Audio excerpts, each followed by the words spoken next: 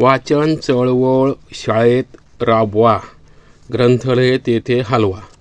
राज्यातील विद्यार्थींमध्ये वाचन संस्कृती रुजविणे, वाचनविषयी गोडी निर्माण करणे, मौखिक पाठ घेणे, परिच्छेद वाचायला लावणे, आनंददायी वाचनाला प्रोत्साहन देण्यासाठी हालचाली झाल्या आणि त्या काही काळात बंद झाल्या, त्या पुन्हा सुरू व्हाव्यात.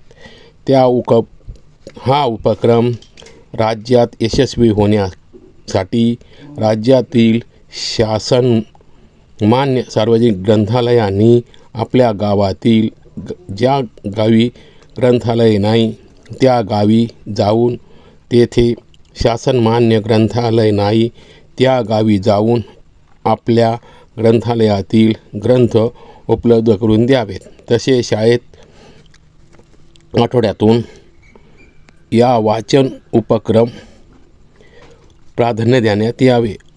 या उपक्रमास व्यक्ती उन्नतीला, समाज विकासाला, राष्ट्र उत्कर्षाला वाचन आवश्यक असते.